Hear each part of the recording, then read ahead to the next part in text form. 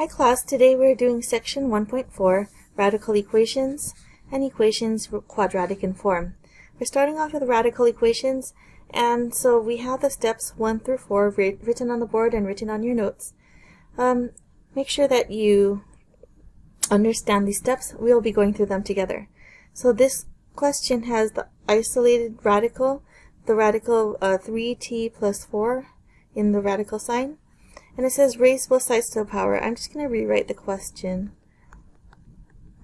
so I can mark it up. And the square root is index 2 in here. So I'm going to take this to the power of 2.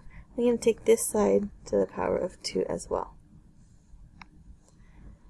So that should cancel out on this left-hand side, and I'm going to be left with 3t plus 4. This side is going to be 4. So now I'm going to just solve like normal. And I will subtract 4 from both sides. And I get 3t is equal to 0. So t is equal to 0. Now it's really important that whenever we do something like this, where we square both sides, we sometimes might be introducing answers that we don't need to be introducing.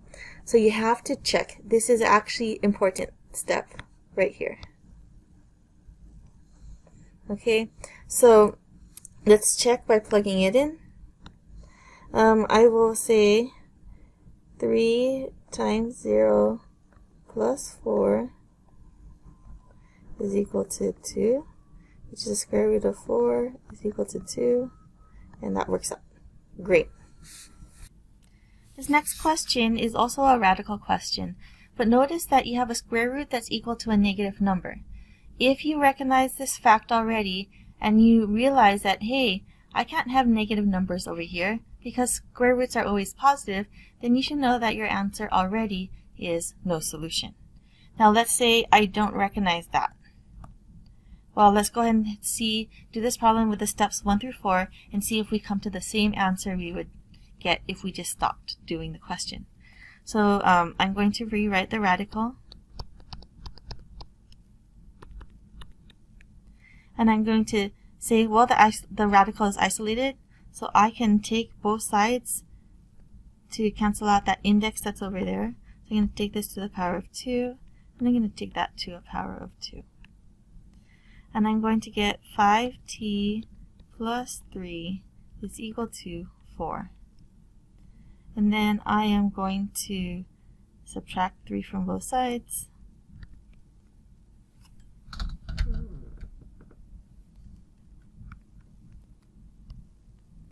And I'm going to get 5t is equal to 1. And then I'm going to get t is equal to 1/5. And if I didn't know any better, I would think that's my answer.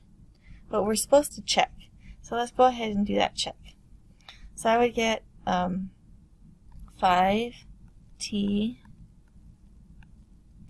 plus 3 is equal to negative 2. Well, over here I would get 1 plus 3 is equal to negative 2. I get the square root of 4 is negative 2. Well, the square root of 4 is 2, and that is not equal to negative 2. So since they're not equal, I have to throw out the solution, and I would have to say, you know what?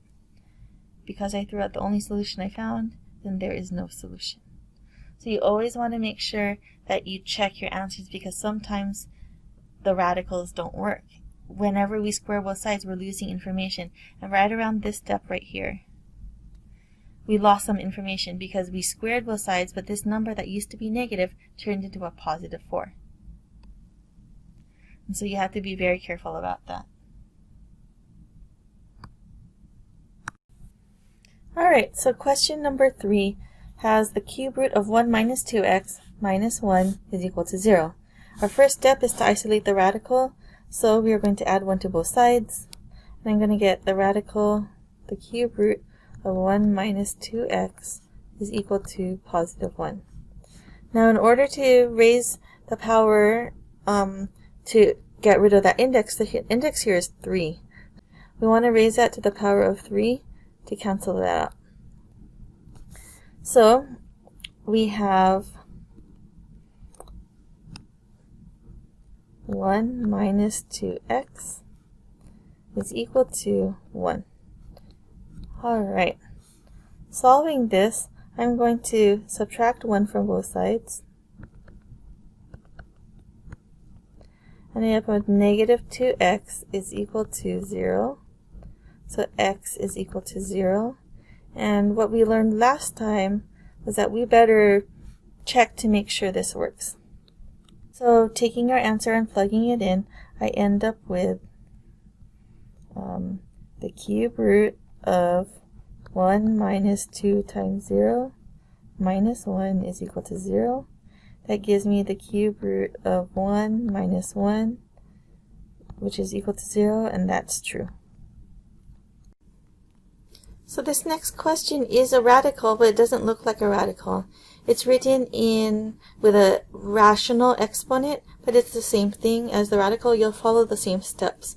You can change it to be a radical sign if you want to, but we can go ahead and treat it the same way without having to rewrite it. I am going to put it down here. That is the power of 1/2, which is the same thing as the square root.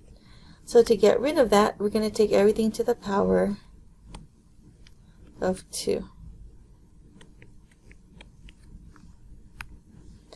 And so those cancel out there. I get 12 minus x, and over here I'm going to get x squared. So now I have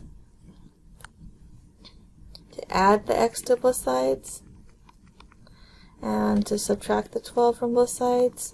This wasn't a quadratic equation in the beginning, but because we squared both sides, now I now have an x squared. It now is a quadratic. So we're going to solve it with quadratic methods, and one of those methods is to make it equal to 0. And then to ask ourselves, is this something I can factor?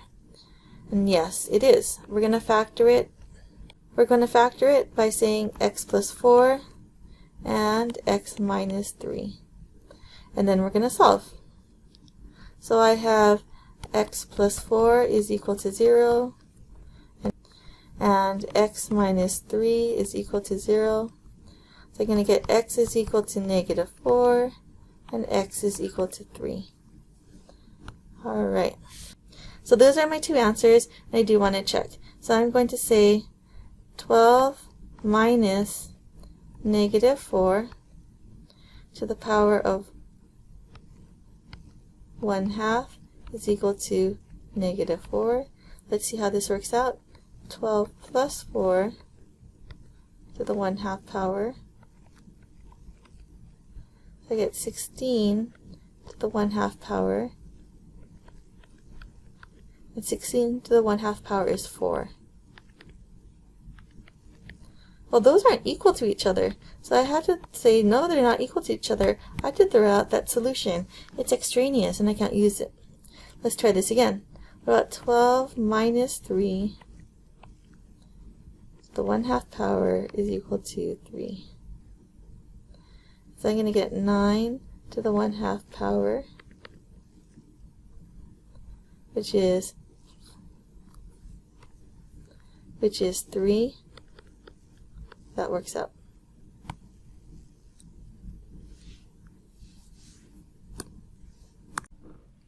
So looking at number 5, this is an equation that is quadratic in form. It's not technically quadratic because it's an x to the 4th and not x squared. And anytime it's quadratic, it should be cuadrado or squared. But we can rewrite this question to be quadratic in form. So I'm going to do a substitution. And the substitution I'm going to do is y is equal to x squared. So every time I see an x squared, I'm going to replace it with a y.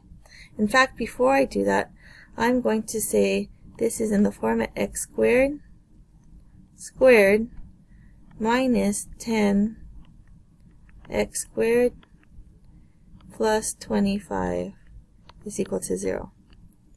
So just taking it and rewriting, then that substitution right over here on this side will give me y squared minus 10y plus 25 It's important that you always write the equal to 0. And after I do that, I'm going to factor this. So I'm going to get y minus 5 times y minus 5. In other words, y minus 5 is equal to 0. Just square rooting both sides. Now, you might think you're done because you'd say, hey, y is equal to 5. Hey, no problem. But the question does not ask about y, it asks about x's. So you need to take this value right over here and substitute it back in. So instead of y, you're going to write x squared is equal to 5.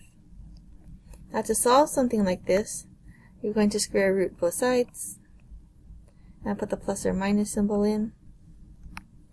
And so you're going to get x is equal to the positive and negative square root of 5.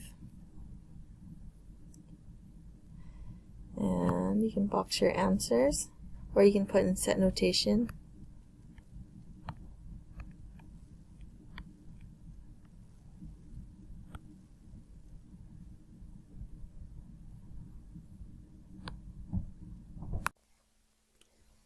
So looking at the next question, we have to ask ourselves, how did we know that we should write them as x squared and x squared squared?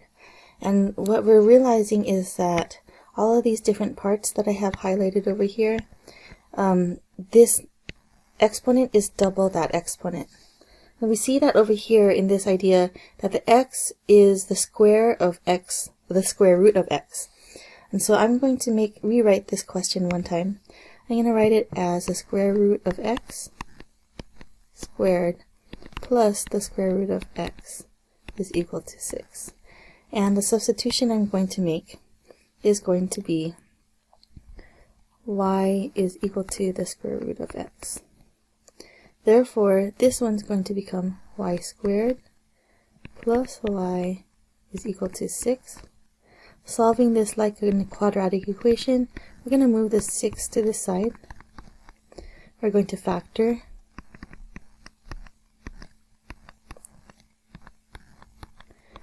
And after I factor it, I split them up using the zero product property.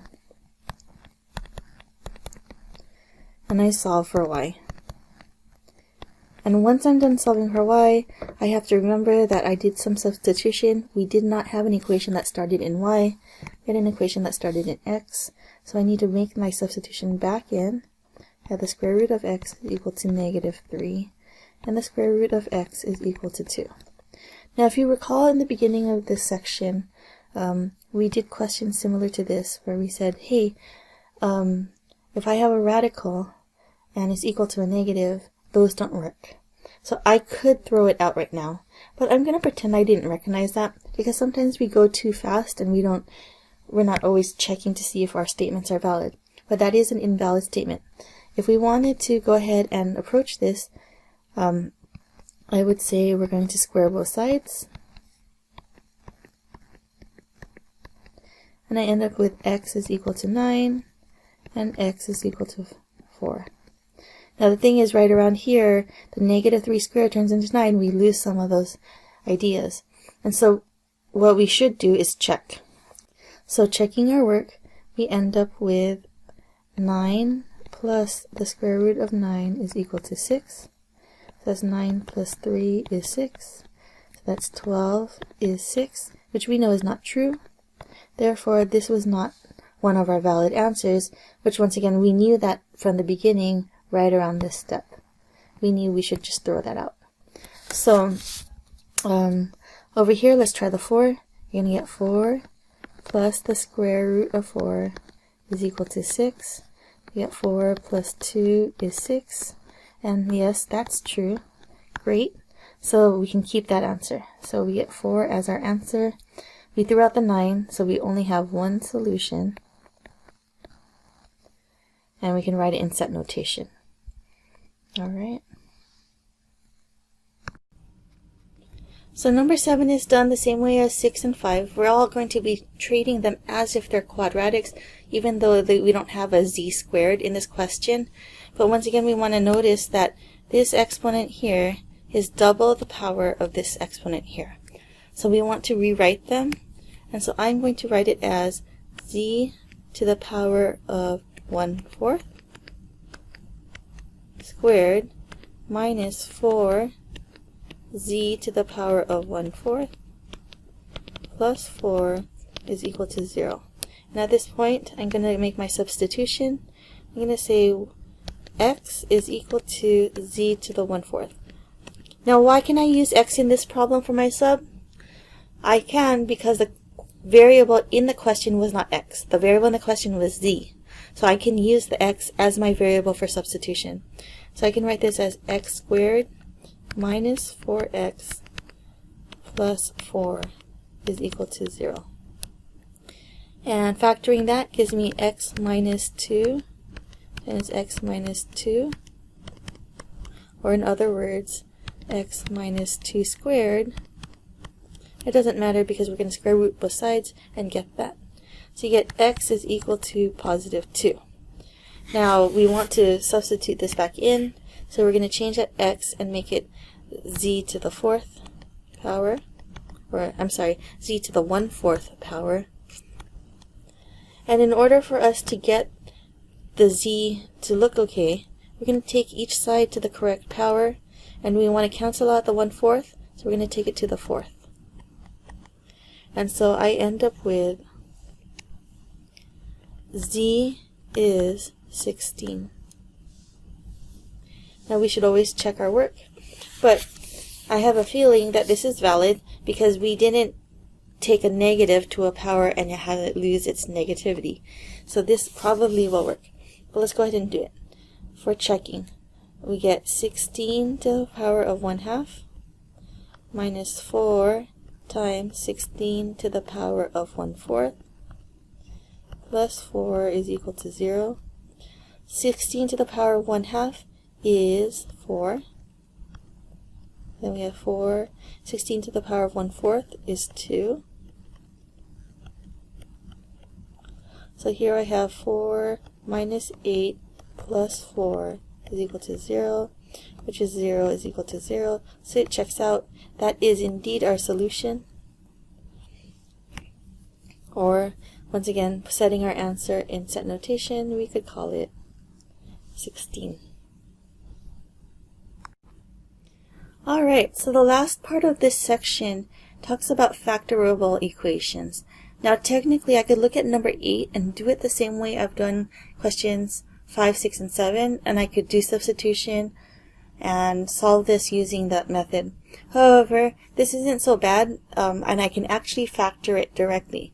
So you always want to look to see if there's GCFs, if you can make it something factoring. If you had an x to the 4th with a bunch of other x cubes and other stuff, it might be really hard to do. But sometimes they lend themselves to factoring very nicely. So for this, and I see that they have a GCF of x squared. I'm going to factor that out. I'm going to end up with x squared minus 1 is equal to 0.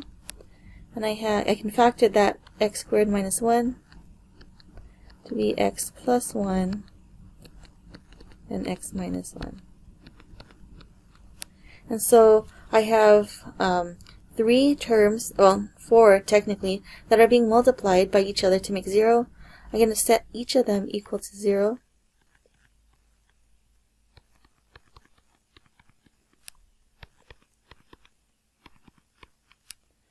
And then I'm going to solve this just by doing the square root property on this side, subtracting 1 for this question, and adding 1 for that question.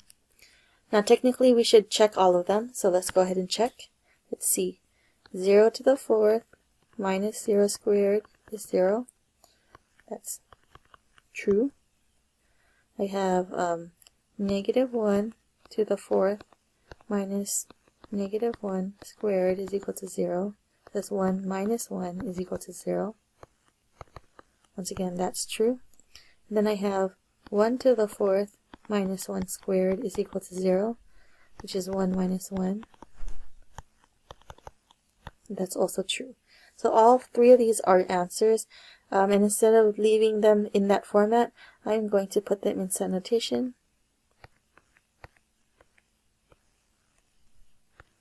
Whenever you have more than one answer or more than one solution, you should put it into set notation. Alright. And then looking at number 9, it is an x to the third. Normally, unless it's a special one, we don't do questions like this. But I do notice that there are 4 terms and they might have some things in common. So I'm going to go ahead and rewrite it once. And I like to rewrite it to sort of separate my first 2 terms from my second 2 terms. But also, when I start solving something like this, I want to factor by grouping. And whenever I group, I need to put that negative in the parentheses and put a plus sign on the outside. And so I'm going to, the reason we do this is because the plus sign needs to separate those parentheses from each other, otherwise you'll treat them like multiplication. So then, now I come in and I find the GCF. The GCF is x squared. I'm left with x plus 4. The GCF in the second set is -1, and I'm left with x plus 4. And our goal was to get the same thing in each of those parentheses. So I'm going to have x squared minus 1 and x plus 4. And I can factor a little bit more. So I'm going to have x plus 1 and x minus 1 and x plus 4. Now, something I haven't really mentioned a lot, but you do absolutely need to have your equals to 0 the entire time. Okay, I want it to be that you have an equation on each line and that you don't forget to write that full equation. So make sure that those equals to zeros don't disappear. I see them disappear a lot. Alright, so setting each of these factors equal to 0, we get x plus 1 is equal to 0, x minus 1 is equal to 0, and x plus 4 is equal to 0. And then solving them, you get x is equal to -1, x is equal to 1, and x is equal to -4. Now, technically, you should be checking all of these to make sure they work, but I don't really have space for that, so I'm just going to say check it at home. I've checked it myself. I know they work. But you should always check to make sure all your answers are valid, especially when we're working with questions like this. So to recap for this section, we did radical equations. You have to make sure that you check your work through in radical equations because some radicals cannot be equal to negatives. So you have to always make sure that when you square both sides of an equation that you didn't introduce extraneous solutions that need to be thrown out. Same thing with the equations that are quadratic in form. You want to do substitutions, and you want to substitute stuff back in. You just have to be careful each time that you're doing these equations, and you always should do the checks. Alright? Make sure that you get good at these so that we can, when we get to chapter 4 and chapter 5, we'll be pulling this stuff out again for the graphs and everything else that we're doing. So we want to get good at these skills. Thank you.